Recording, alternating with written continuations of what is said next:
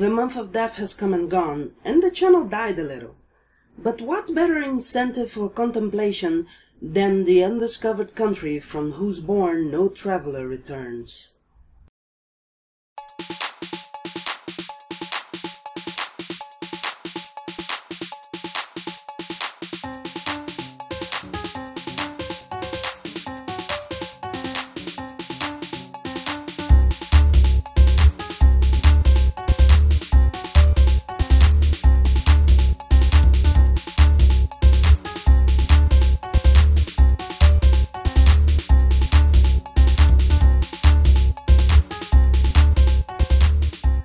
Not long ago I went to Villanimi, a nerd and otaku event here in Rio, and I got a few independent comics which are going to be the topic of the next few reviews. And we start our Gogatsu, our month of language, with Cranium Edição Especial, or Cranium Special Edition. Published by a Brazilian comic book collective, this book presents 3 stories from different years that really show an evolution of the work and different aspects of the hero's characterization. And I had never heard of him. A character that's almost 30 years old, and I had never heard of him. I wonder how could that...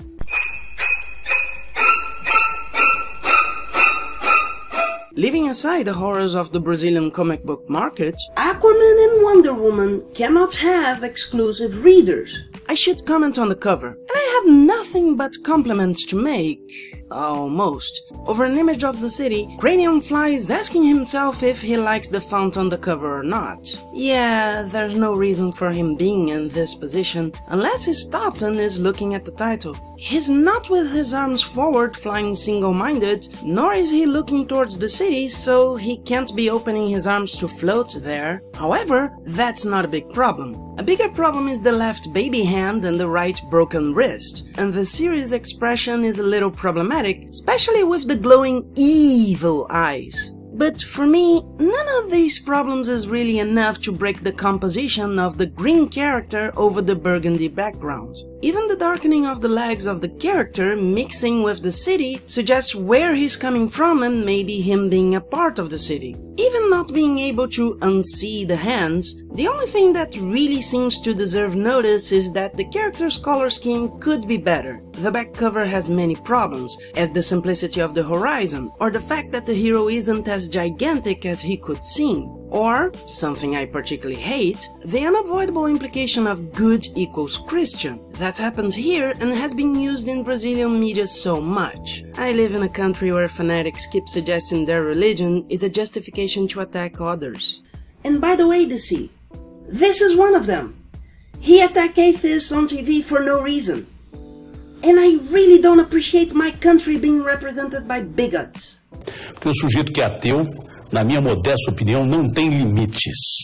É por isso que a gente tem esses crimes aí. Still, I have no doubt the hero is floating and not flying. At the same time, the yellow parts of the uniform jump out easily, even if the character himself doesn't. Still, it's better than the inside back cover, where the background of an erupting volcano with lemon lava isn't bad, although it would probably improve with better coloring. Serves as a bedding as Skeletor's cousin sits atop the statue's head, and the statue being brownish doesn't help. I can appreciate it not being imposing, as in look how great this is, being more of a detail than an imposition. But the specter here is green with nausea, probably from doing so much of the can-can. Ha! The first story, Origin, shows us Cranium's home world, planet Strawn, which seems to have a variation of Maracanã stadiums, pyramids, and somewhat curved buildings, a la The Adventures of Sonic the Hedgehog, which also seems to be the inspiration for the aliens' hairstyles. The planet celebrates the birth of twins in the royal family using the Vulcan salute, one of them apparently indicating Stronemas also suffer from polydactyl. It's obviously not a thumb, despite the hands of Stronemas not being noticeably different from humans when they don't break. But not all is a bed of roses, especially because Strawn is not shown having flowers. Butterflies, of course, but not flowers. It could all have continued like that if the Emperor of Voxt hadn't made a conjugal union with the Empress of Vibranium. First, congrats for stepping away from the notion of marriage as universal. It's something that helps a lot in making the civilization plausible. The idea of union for feelings is still valid without demanding the ideas of religion or marriage is sacred. So congrats, author! You had the notion of other as equally valid. At the same time that you suggest that marriages between two groups might create evil beings. Yeah.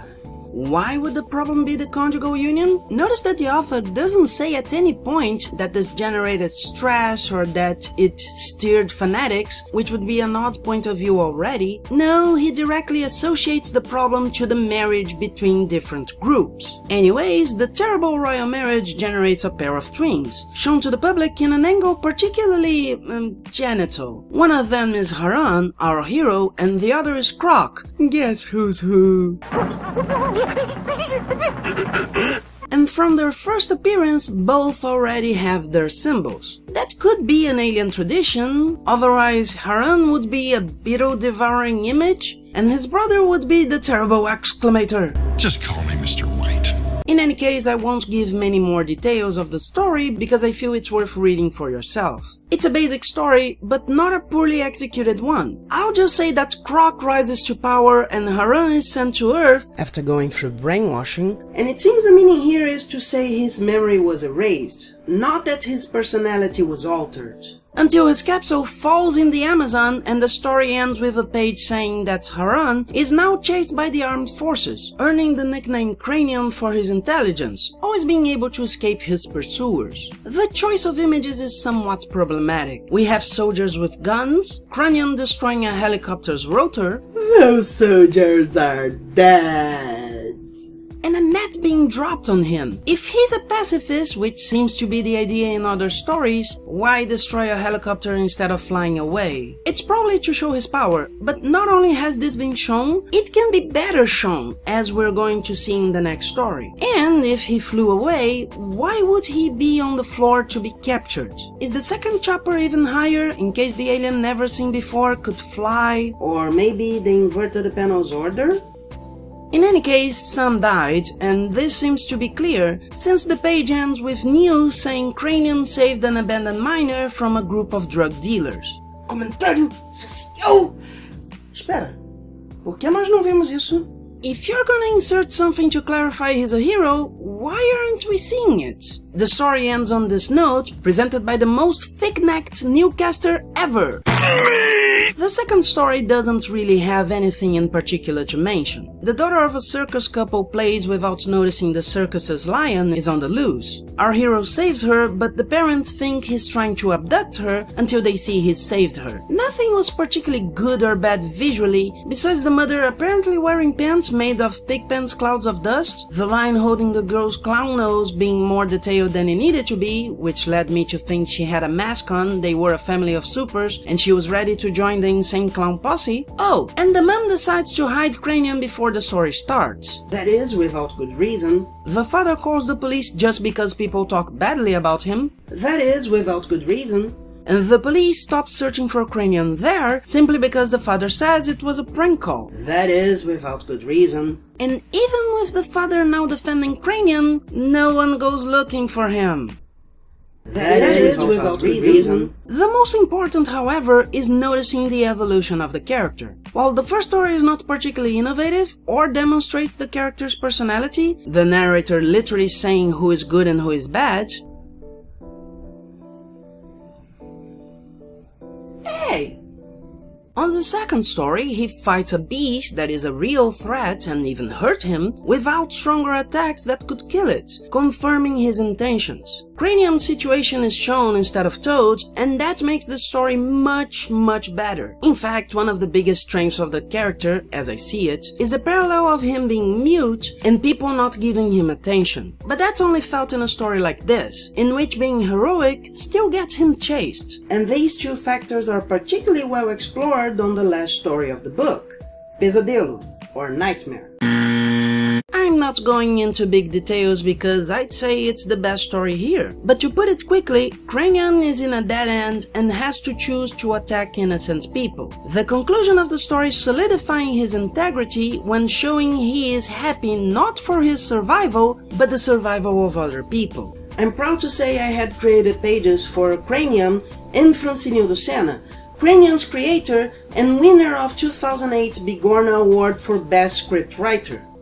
Unfortunately, they were deleted for lack of relevance. I can't say I know a lot about Cranium, but I can easily say this last story deserves to be read.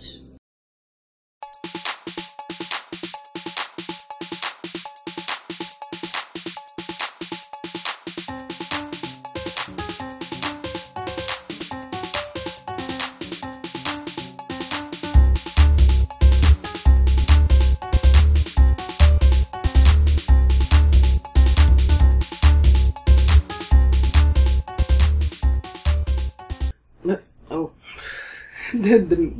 the comic was showing up. I can't show it yet. Wait down there. Wait. I really don't appreciate my country being represented by bigots. Shit.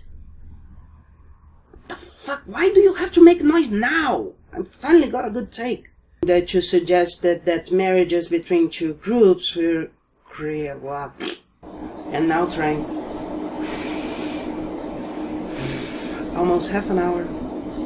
I was going to record more so I have a bunch ready, but I think I'm gonna leave it for another time. It's just too warm. Even we're almost in winter down here and...